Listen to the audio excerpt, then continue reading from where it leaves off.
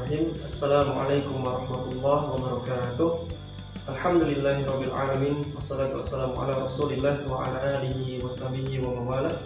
Allahumma shalli wa sallim wa barik ala Muhammad wa ala alihi washabihi wasallam. Mirsa Al-Hikmah TV yang dirahmati Allah Subhanahu wa taala. Selamat datang di program terbaru kami dari Al-Hikmah TV, yaitu Dai. Alhamdulillah, pada kesempatan perdana ini saya, Aditya Firmandani, akan memandu acara sampai berakhirnya acara nanti. Dan narasumber kita pada kesempatan kali ini yaitu Ustadz Haidar Mufti, yang merupakan musyrif dari PPIT Al-Hikmah sendiri dan merupakan alumni dari PPIT Al-Hikmah. Mungkin sebelum kita masuk lebih jauh tentang beliau, ada baiknya kita dengarkan terlebih dahulu perkenalan dari Ustadz Haidar Mufti. Pada Ustadz, dipersilakan. Bismillah, Assalamualaikum warahmatullahi wabarakatuh. Perkenalkan, nama saya Haidar Mufti Ahmadi, bisa dipanggil Haidar atau Ahmad, saya senang. Kemudian saya lahir di Kabupaten Semarang 23 Maret 2002, jadi usia saya masih 18 tahun, masih muda. Kemudian saya anak kedua dari 3 bersaudara, kakak perempuan, adik juga perempuan. Dan di Al-Hikmah sebagai musyrif tahun ini juga melalui masa pengabdian, mendapatkan amanah sebagai musyrif di musyrif Quran, ya. Dalam kesehariannya membimbing, membina, menemani santri, menghafal Quran. Mungkin juga ada bait marisnya, mungkin ada kalanya mengajar santri ini nggak mau ngaji, susah buat ngaji, gitu. Dan insya Allah saya sudah bisa menikmati kedepannya. Begitu. Mungkin bisa ditambahkan Ustadz, hobinya? Ya, hobi.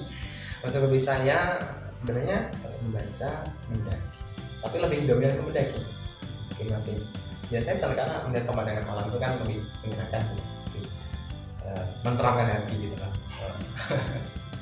Gitu ya. Mendaki saya masih di Gunung Lawu, di Gunung Merbabu, masih hitungan jari belum. Yang insya Allah kedepannya masih ada target-targetan gunung-gunung lain. Insya Allah begitu. Sebelumnya mungkin bisa diceritakan, Ustadz kan alumni Al-Hikmah nih, yeah. Bisa diceritakan dulu ketika awal masuk Al-Hikmah itu gimana, dapat info dari siapa, terus kenapa pengen masuk Al-Hikmah, mungkin bisa diceritakan. Jadi saya tuh dulu waktu SMP ada kakak kelas saya, dan ternyata juga masuk di sini, lanjut SMA-nya di sini. Dan beliau datang ke pondok ngobrol, ada sesi perkenalan, mungkin temu alumni gitu lah bahasanya. Biar ngobrol bentar, kita dari Al-Hikmah, program kita tahfidz, mungkin nggak beda jauh sama program kita dulu SMP. Sebaiknya kan di Darul Fikri gitu, jauh. Jadi datang di situ menyampaikan, ini ternyata ini. Jadi kita menghafal, sebenarnya ya nggak beda jauh. Jadi gambaran saya tuh ya mungkin ya masih kayak gini, nggak perlu penyesuaian terlalu lama, terlalu susah mungkin. Terus waktu kelas 7 kan mungkin ya masih ada marahnya gitu, mungkin dari rumah masih pada salah apa terus hidup sendiri. Jadi kalau misalnya saya mikirnya gini, kalau di SMP kemudian lanjut ke Al-Hikmah sini, wah ini variabel sama, jadi nggak penyesuaiannya lebih cepat. Terus kalau misalnya saya ke pondok lain itu masih penyesuaian, walaupun mungkin semakin dewasa nggak kayak anak-anak lagi ya, gitu. SD masuk SMA masih nangis gitu. Ya, kemudian itu saya lihat brosur, oh ya alhamdulillah bagus di programnya, bagus, dan para pengasuh, para pusat-pusatnya insya Allah baik, jayid insya Allah. Kemudian juga programnya itu yang paling saya tertarik ya tahfidz sebenarnya. SMP pun kamu masuk SMP juga saya lihat tahfidznya gitu, kemudian di SMA juga saya lihat tahfidznya, oh ini bagus. Terus di saya juga yang paling menonjolnya, paling saya soroti ya ada beasiswanya gitu.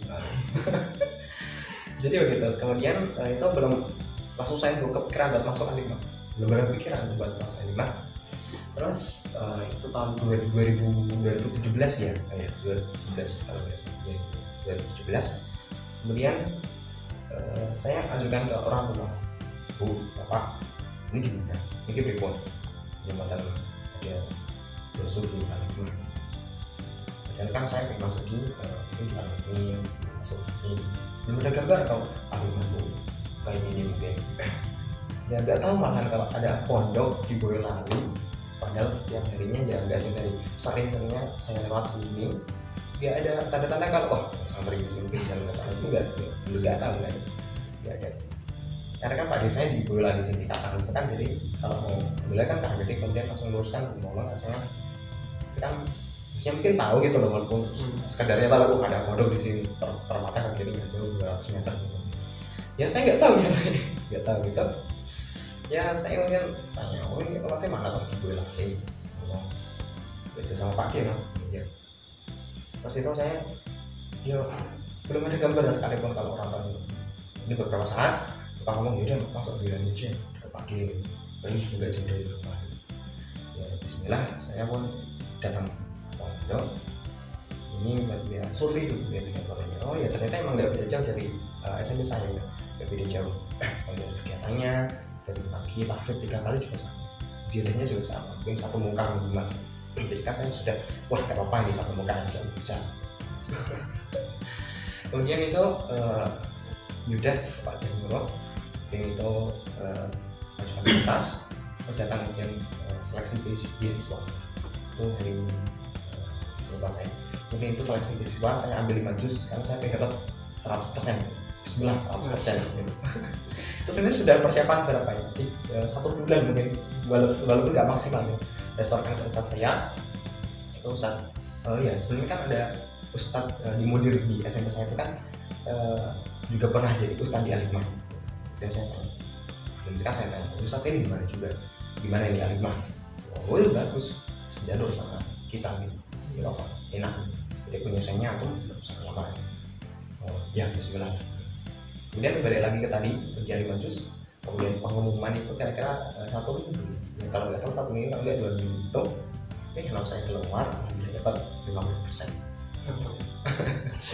Ya alhamdulillah akhirnya saya senang walaupun 50%, target saya kan sebenarnya 100 gitu, 100 ya, enak gitu 100. Makanya oke saya tuh kalau rumah satu lihatnya beasiswa dulu dan para pengajar beasiswa gitu, dan beasiswa gitu insya Allah ini dapat 50% itu alhamdulillah.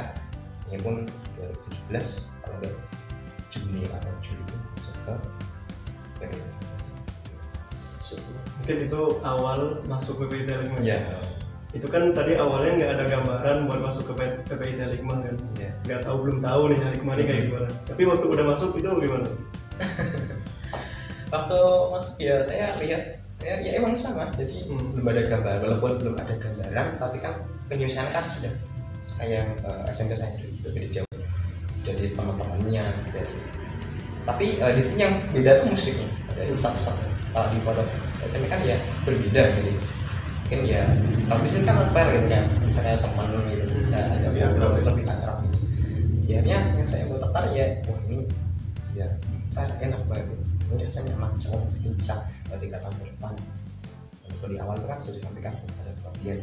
Kan saya sekarang kan masuk pengabdian gitu, dan mungkin sekarang saya ya bersyukur gitu bisa sejauh ini ya hikmah udah mendapatkan pencapaian ini.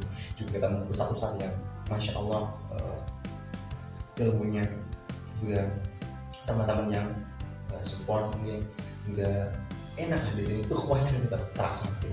Jadi sebelum masuk pondok tuh nggak selamanya kita tuh bisa menilai pondok tuh sebelum kita merasakan. Jadi kita bisa merasakan menjadi santri di pondok itu mungkin sambil jalan dulu, mungkin ada yang teman ngobrol dulu, ada dinakalin dulu berangkat, kemudian kita baru bisa merasakannya. Itu proses pendewasaan ya. Dan ya enaknya itu sih kalau misalkan ustadznya emang udah kayak akrab banget kayak temen, kita jadi lebih mudah gitu buat adaptasi sama lingkungan. Ya, insya Allah itu sedikit gambaran cerita dari Ustadz Haidar Mufti dan perkenalan dari beliau.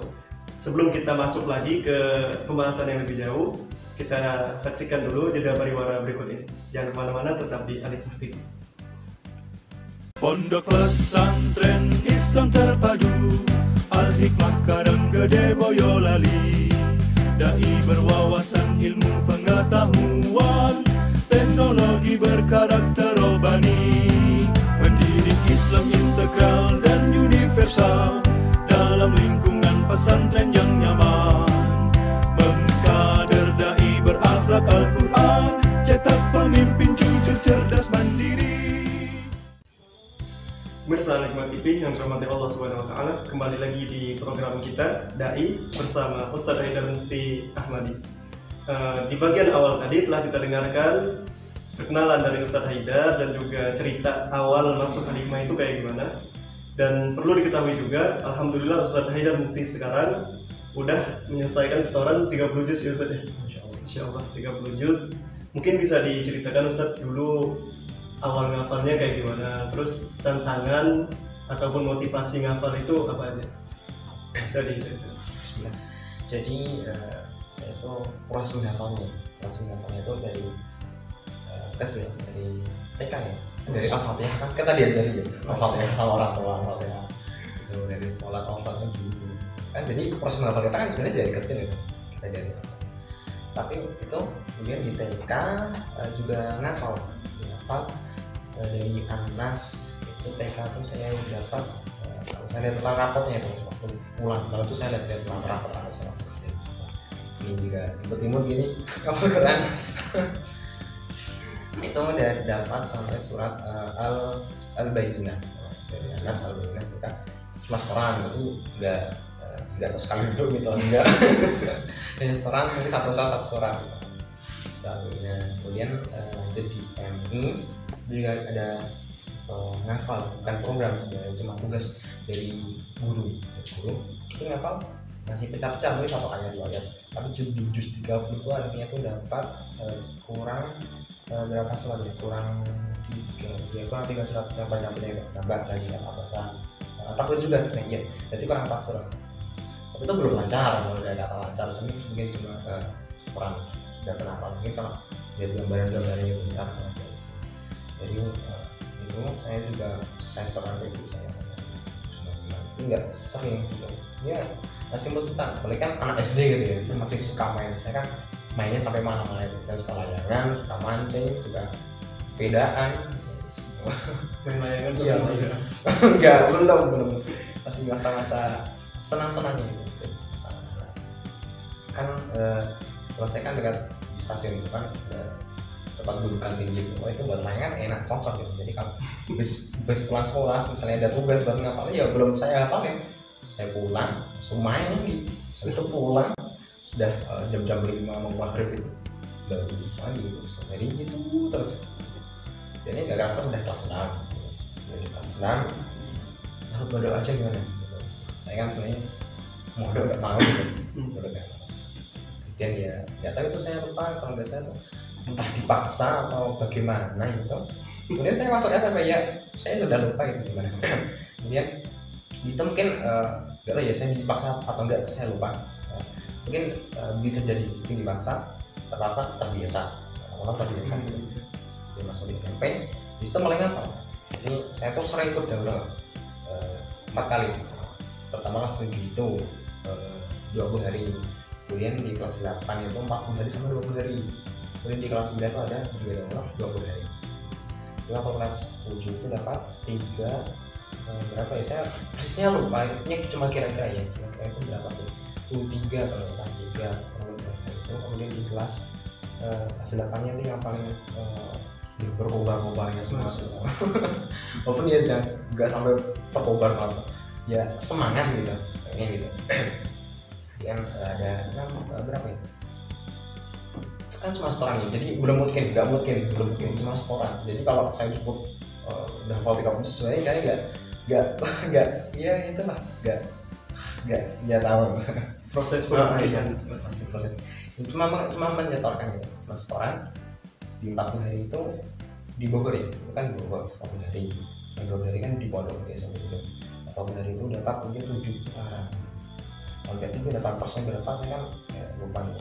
Kemudian di waktu di pondok yang 20 hari itu jadi kalau total mungkin ya belasan deh, 16 atau enggak 17 berapa itu di kelas 8 cuma setoran dan itu kan kemudian di kelas 9 insyaallah dan dapat ya alhamdulillah di kelas 9 penyertaan insyaallah, karena kan saya seleksikan di waktu jeda sebelum masuk ke akhir. Kami saya ceritakan tadi kan kita kan ada jeda berapa ya, 1 bulan kalau enggak beberapa lebih, saya juga menggunakan beberapa kegiatan lagi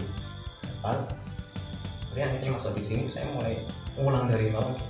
saya kan merasa wah ini teman saya sama aja buat SMP mungkin belum bisa mungkin, padahal target orang hafal itu kan harusnya kan mungkin, dan bahkan orang menghafal itu kan punya tanggungan buat memungkinkan.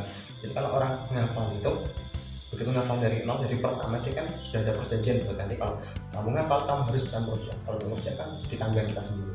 Jadi saya pikir saya orang yang setoran dari awal, jadi kelas 10 ya saya setoran dapat berapa ya 10 mungkin kelas 10 saya ulangi saya setoran. Tapi yang saya sesali waktu di sini itu saya tuh ngapalnya tuh cuma ngulang, nggak memaksimalkan gitu loh, cuma wah ini lihat penghafal gitu, ini saya baca waktu kolakong dan saya setoran. Kalau misalnya saya bisa lebih serius mungkin ya nggak bisa lebih dari gitu, dari itu target dari capaian hafalan saya waktu itu. Padahal kan saya kan saya tuh pengen kan namanya manusia ya, saya tuh pengen mungkin sekali udah berkobar mungkin biasanya udah padam gitu ya, nggak sampai padam ya agak berkurang gitu, kemudian semangat lagi, kemudian turun lagi semangat lagi gitu. Jadi yang saya nggak itu kayak kurang maksimal gitu, mungkin nggak saya kurang maksimal. Dari kelas 11 itu juga ada organisasi mungkin membagi waktunya saya belum bisa masuk masih pembiasaan kan di kelas 11 itu. Kemudian di kelas 3 di kelas 12 ini itu sudah 25 sudah saya stop.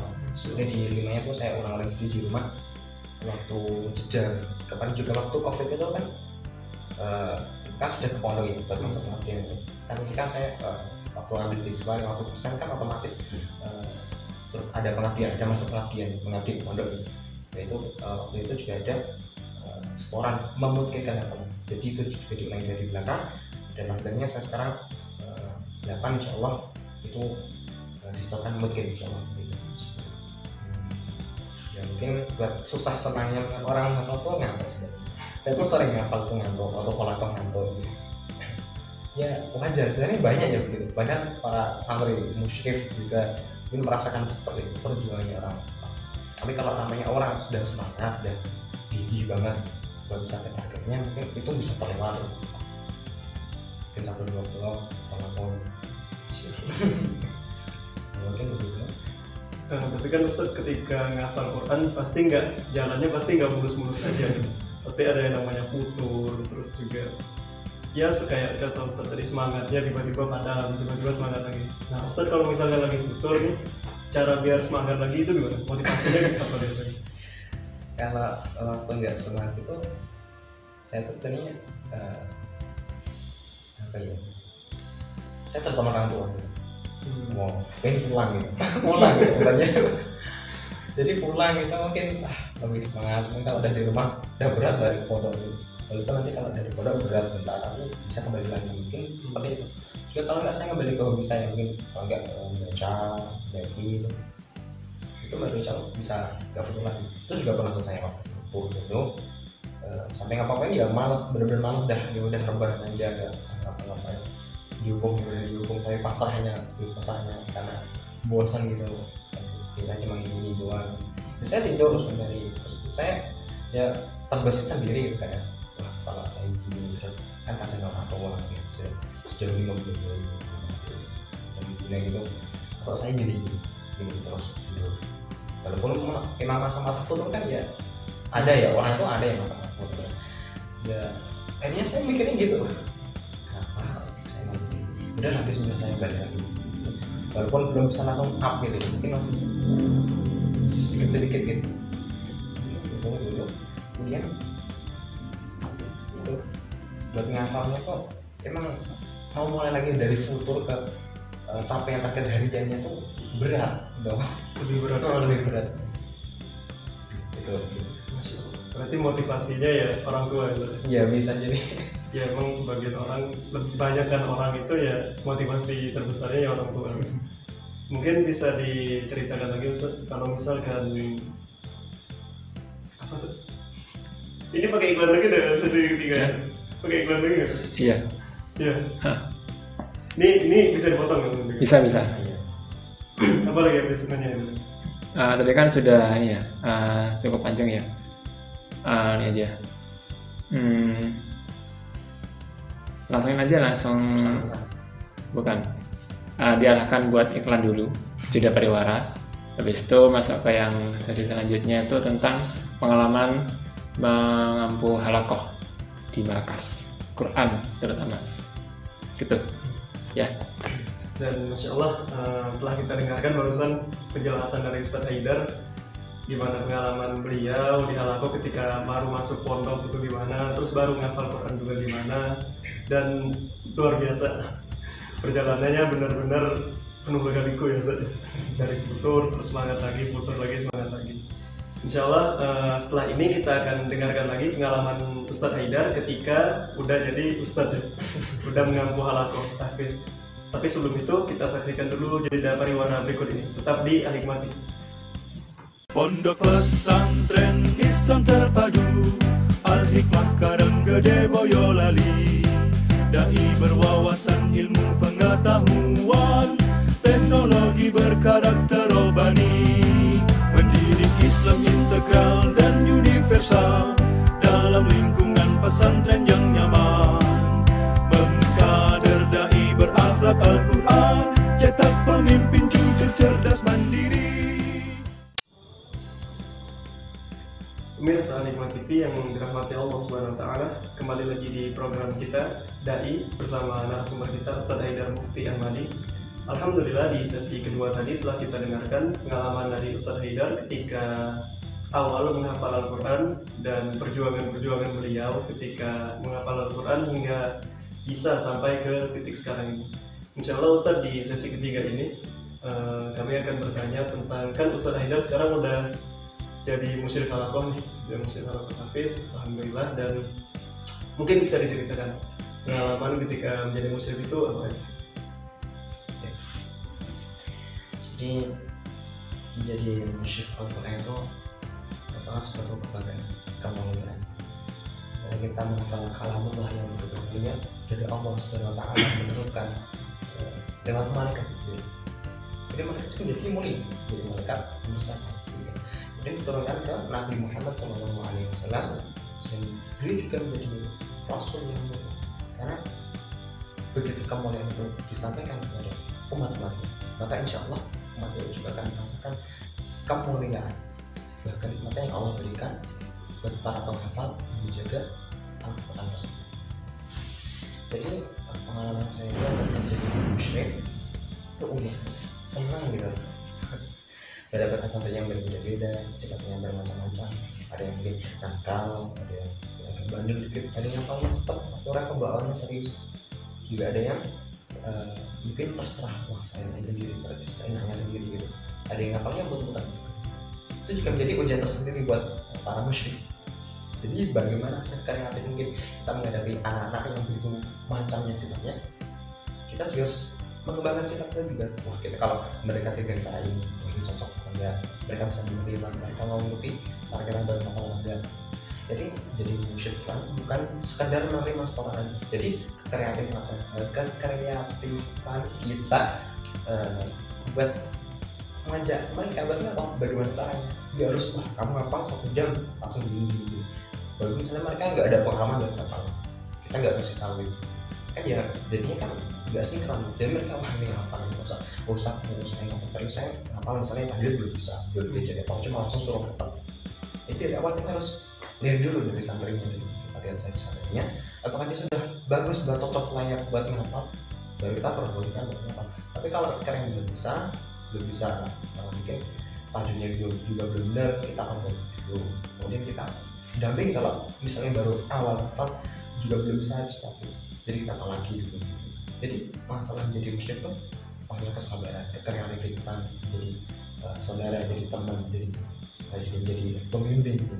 Jadi kita mendapatkan berbagai posisi kan demi menjaga kalamullah Al-Quran Karim, agar kemuliaan itu kita rasakan bersama, biar kita nanti bisa berkumpul di surga. Ketemu sama saya lagi nanti di surga, saya senang gitu. Jadi juga tadi kamu lihat mereka tuh udah bisa cepat tuh, udah hafal kan juga itu ikut sama dia. Jadi teringat wah ini saya gitu, apalagi lama terus kita kita bimbing nanti kalian terus tanya saudara sendiri. Sekarang udah selesai misalnya, wah jadi teringat gitu, kamu luar biasa. Begitu pengalaman saya. Juga kan saya kan di Malaysia, luar, bermasyarakat dulu, bermasyarakat. Jadi selain itu, selain jadi mursyid juga memantau mereka, teman-teman markas, mereka sosialisasinya gimana, apakah baik, apakah mereka terpenuhi. Jadi pemantauan juga dari seorang teman, kakak, pendamping, sebagai pembimbing, dan itu banyak tugasnya. Mungkin bisa diberikan sedikit motivasi kepada para santri. Kan santri-santri Al-Hikmah ini tugas utamanya kan memang menghafal Al-Quran, memang programnya tahfiz. Mungkin bisa dikasih motivasi atau jadi buat para santri, teman-teman sekalian yang menghafal Al-Quran, jangan jadikan Al-Quran itu, ketika kita menghafal jangan jadikan Al-Quran sebagai paksaan. Jadi ketika kita menghafal itu, ya udah kita mau menghafal, kita luruskan ya gitu. Karena kan innamal a'malu binniyat, kita segala sesuatu kan berkaitan dengan kita perbaiki dulu. Kalau kita sudah benar dan lurus, insya Allah itu benar. Jadi ketika menghafal, ya oke lah, bismillah, saya lancar menghafal, saya ikhlas mau menghafal, siap nanti murojaah kalau sudah selesai begitu. Itu kita perbaiki dulu. Jadi kalau niat sudah selesai, kita pertahankan semangat. Karena kalau niat itu pasti ada semangat. Kalau niatnya belum lurus, semangatnya mungkin juga belum lurus, masih naik turun gitu. Jadi mungkin nggak selamanya gitu. Kita perbaiki dulu niat maupun jalan itu bisa. Ya mungkin di awal ya. Kita niat di awal. Dan kalau jadi kan ada kalanya ada ujian datang. Dan mungkin kalanya kita nggak mau, nggak suka, nggak senang sama, mungkin sama wah model traffic ini kalau saya mau saya paksa gitu. Kita perbaiki lagi niat, kita ingat lagi sama Tuhan. Kita punya visi gitu. Visi kita, saya pengen hafal Al-Quran 30 juz, oke, 30 juz, kita fokus sama itu. Jadi ketika kita sudah niat, betul lagi, kita niat lagi kembali, kita walaupun naik turun itu nggak apa-apa. Daripada kita dari niat kemudian turun terus gitu, nggak naik lagi, kan rugi gitu. Kalau kita sama aja sama yang kemarin kan rugi ya, sama aja.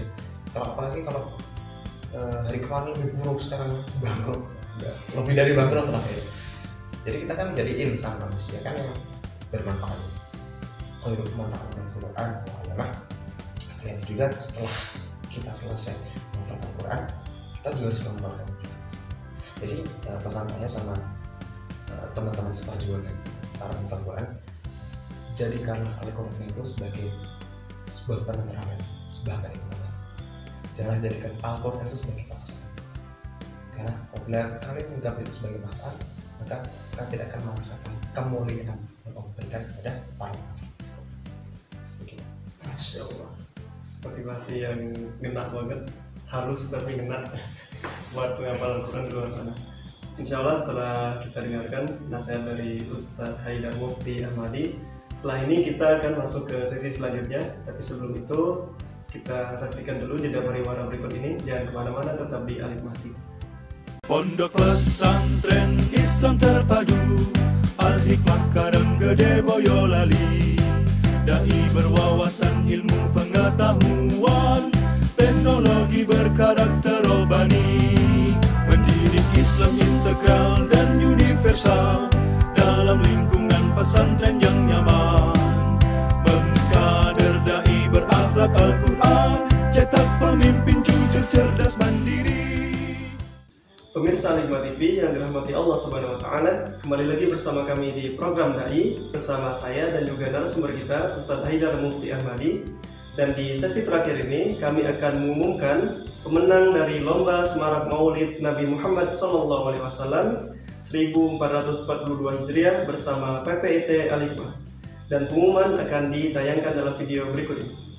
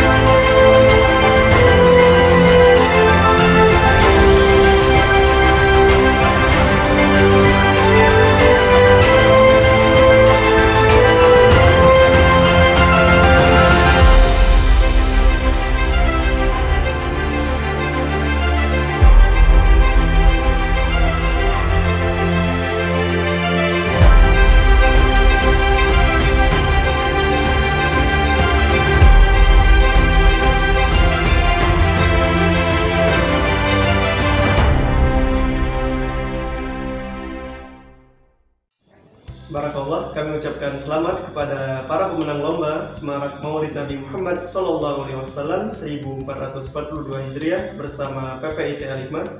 Dan bagi peserta yang belum menang dalam kesempatan kali ini, semoga tetap semangat menggali potensinya supaya bisa menang dan meraih hasil maksimal di lain kesempatan. Dan khusus bagi peserta yang memenangkan lomba Semarak Maulid, insya Allah nanti akan dihubungi oleh pihak panitia. Dan tanpa terasa kita sudah berada di penghujung acara bersama Ustadz Haidar Mufti Ahmadi. Kepada Ustadz Haidar kami ucapkan terima kasih atas kehadirannya pada kesempatan kali ini. Dan kepada pemirsa kami ucapkan terima kasih. Jazakumullah khairan katsira atas perhatiannya. Saya Aditya Firmandani selaku moderator bersama narasumber kita Ustadz Haidar Mufti Ahmadi beserta seluruh kerabat kerja yang bertugas pamit undur diri. Sampai ketemu di program Dai selanjutnya bersama narasumber yang tidak kalah inspiratif. Terima kasih. Assalamualaikum warahmatullahi wabarakatuh. PPIT Al-Hikmah, hidup mulia bersama Al-Quran.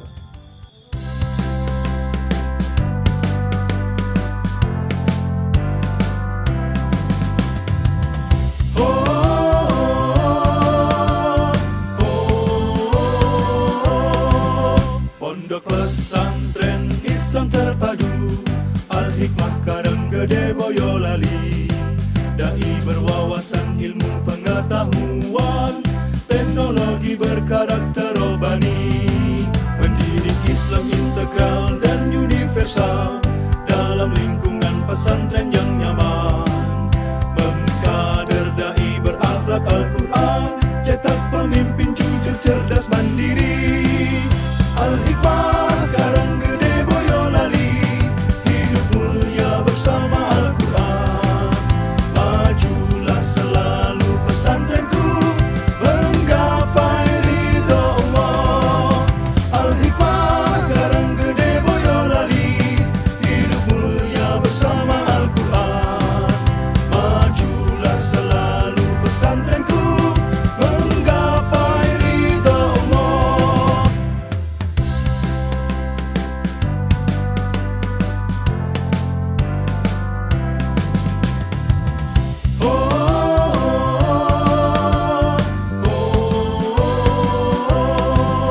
Pondok pesantren Islam terpadu, Al-Hikmah Karanggede Boyolali. Dai berwawasan ilmu pengetahuan, teknologi berkarakter robani. Mendidik Islam integral dan universal dalam lingkungan pesantren yang nyaman. Mengkader dai berakhlak Al-Quran, cetak pemimpin jujur cerdas